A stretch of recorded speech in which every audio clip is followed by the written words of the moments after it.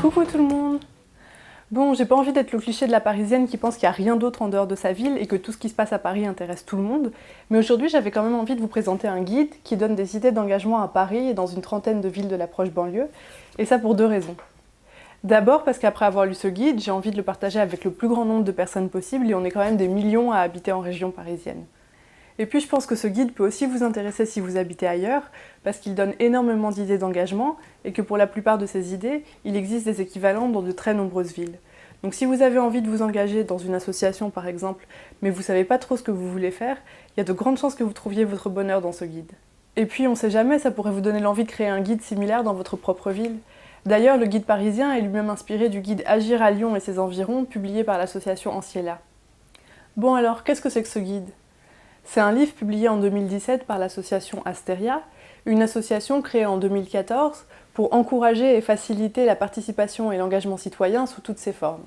On y trouve surtout des adresses d'associations qui œuvrent dans différents domaines. Le guide est subdivisé en de nombreux chapitres. Par exemple, le premier est consacré à l'agriculture et à l'alimentation, et il est question entre autres choses de supermarchés coopératifs, d'agriculture urbaine, de compost. Le chapitre Deuxième vie traite quant à lui de la réparation et la revalorisation d'objets endommagés, du troc ou encore du gaspillage alimentaire. Et d'autres chapitres sont consacrés par exemple à l'environnement et aux animaux, au logement, à la démocratie, à la culture.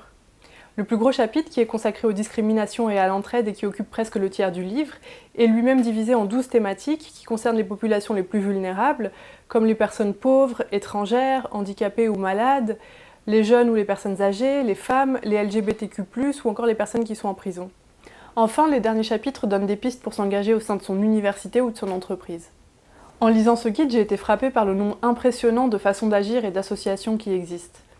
Du coup, je suis allée voir les derniers chiffres publiés par l'association Recherche et Solidarité, qui dresse tous les ans un état des lieux de la vie associative en France. J'ai été super impressionnée d'apprendre que sur l'année 2016-2017, plus de 73 000 nouvelles associations ont été créées en France, pour un total d'environ 1,3 million d'associations actives sur l'ensemble du territoire.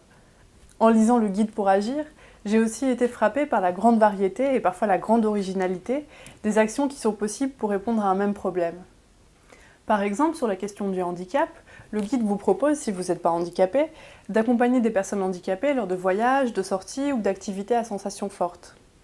Il présente le site Handivalise, qui s'appelle aujourd'hui Mon Copilote, qui met en relation des personnes à mobilité réduite avec d'autres personnes qui font le même trajet qu'elles et qui peuvent les aider dans leurs déplacements.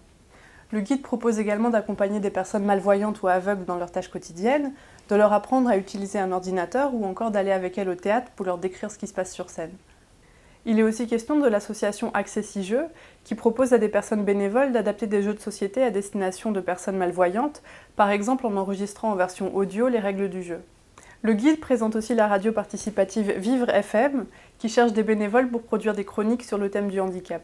Enfin, il est question des sites participatifs iWheelchair et J'accède, qui ont pour but d'informer sur l'accessibilité des lieux publics, des cafés, des boutiques, tout ça, pour que les personnes à mobilité réduite puissent par exemple choisir un restaurant en fonction de ces critères. Pierre Chevel, dans le tome 3 du livre Changer le monde en 2 heures dont j'ai parlé dans ma dernière vidéo, présente le site J'accède et explique très bien son importance. En France, 40% des 12-54 ans sont myopes.